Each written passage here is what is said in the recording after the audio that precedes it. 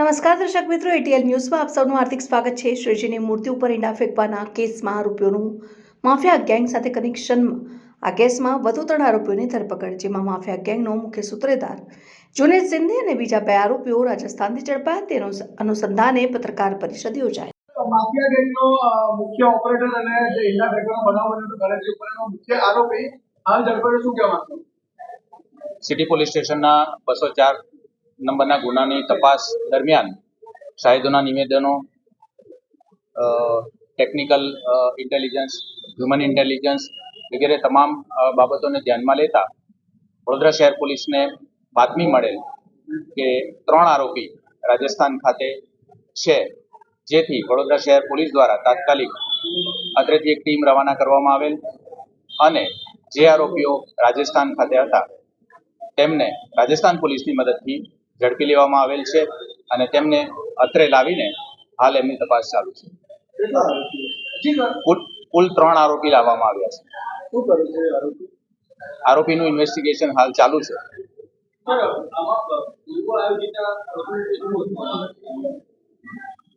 કાવતરાના એમાં જે સામેલ હતા એના 3 આરોપીઓની બાતમી મળતા તેઓને ઝડપી લેવામાં આવેલ છે અને હાલ તેમની પૂછતાછ ચાલુ છે।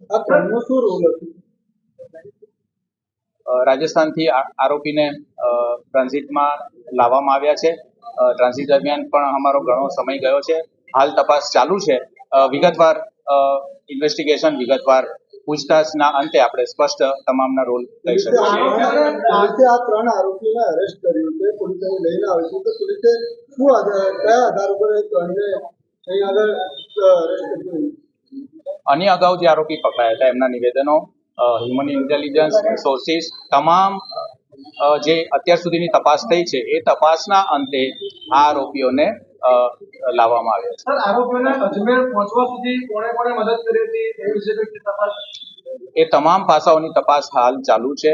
એની વિગતવાર માહિતી તમામ ઇન્વેસ્ટિગેશન પૂરું થયા પછી આપણે જાણીશું। અજમેર ક્યાં રોકાયા હતા? કોઈ ધર્મસ્થાન પર રોકાયા હતા, કોઈના ઘરે રોકાયા હતા? તો જ્યાં રોકાયા હતા એ જગ્યા અજમેર તેઓ રોકાયા હતા, જે બાબતની માહિતી મળી હતી અને અત્રે આપણે વડોદરા શહેર પોલીસની ટીમ ત્યાં રવાના થઈ હતી અને ત્યાંથી અમને રાજસ્થાન પોલીસની મદદથી જબે કરી લેવામાં આવી। હાલ તપાસ ચાલુ છે। વિગતવાર 3 આરોપીનું ઇન્ટરોગેશન કરીને એમના જે પણ ઇન્ટરોગેશનમાં એમના સ્ટેટમેન્ટ હોય એને વેરીફાઈ કરીને, કાઉન્ટર વેરીફાઈ કરીને આપણે સ્પષ્ટ રીતે જાણી શકીએ છીએ। આરોપીઓનું પોતાનું એક માફિયા ગેંગ નામના એ લોકો ટાઇટલથી ઓળખાય છે। એની વિગતવાર તપાસ હાલ પોલીસ કરી રહી છે। વિગતવાર તપાસ હાલ ચાલુ છે। 3 આરોપીઓનું ઇન્ટરોગેશનમાં પોલીસ વિગતવાર 3ને તપાસ કરી રહી છે।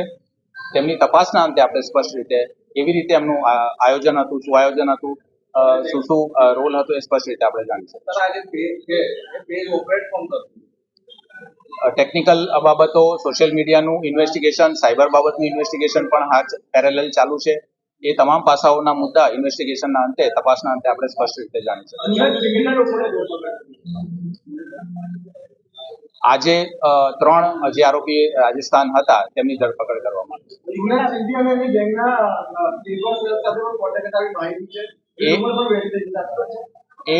એ સંબંધમાં પોલીસ દ્વારા વિગતવાર તપાસ કરવામાં આવી રહી છે। તમામના નિવેદન લેવામાં આવી રહ્યા છે।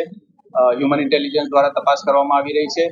જે કોઈ પણ એની ડિટેલ વાતો હશે એ આપણે તપાસના અંતે જાણી શકીએ। આ લોકો અજમેરની કઈ જગ્યા ઉપર રોકાયા હતા? જ્યારે પોલીસ અહીં પહોંચી તો કઈ જગ્યાથી આ લોકોને અરેસ્ટ કરવામાં આવ્યા? અજમેરમાં એક કોઈ સ્થળે રોકાયા હતા, જેની વિગત અત્યારે આપી શકાશે નહીં। કોઈ એક એમના સ્થળે રોકાયા હતા, ત્યાંથી ગુજરાત પોલીસની ટીમ અને રાજસ્થાન પોલીસની મદદથી એમને જબ્બે કરવામાં આવ્યા। આજે માફિયા ગેંગ છે, એમના કોઈ ગોડફાધર ખરા કે એમના વડોદરાના કોઈ એવા બીજા કોઈને ઉપરના માફિયાઓ સપોર્ટ કરતા હોય કે કોઈ એવા મોટી વ્યક્તિ સપોર્ટ કરે, મોટું માથું સપોર્ટ કરતા હોય? હાલ તેઓનું ઇન્વેસ્ટિગેશન ચાલુ છે। તમામની વિગતવાર પૂછતાછ કરવામાં આવી રહી છે। અન્ય ઇન્ટેલિજન્સ સોર્સિસથી પૂછતાછ કરવામાં આવી રહી છે। ટેકનિકલ સોર્સિસની મદદથી તપાસ કરવામાં આવી રહી છે। તમામ તપાસના અંતે આપણે સ્પષ્ટ ચિત્ર કહી શકીશું। 15 કલાક પછી ટ્રાફિક તપાસમાં કંઈ જાણવા મળ્યું? ઇન્વેસ્ટિગેશન ચાલુ છે।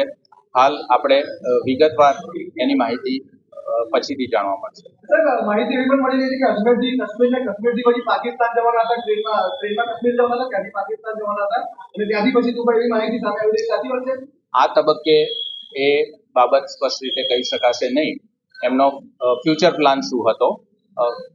ત્રણેય આરોપીનું ઇન્વેસ્ટિગેશન ચાલુ છે, ઇન્ટ્રોગેશન ચાલુ છે. એમના પ્રોપર ઇન્વેસ્ટિગેશન અને ઇન્ટ્રોગેશન પછી સ્પષ્ટ આપણે માહિતી મેળવી શકીશું.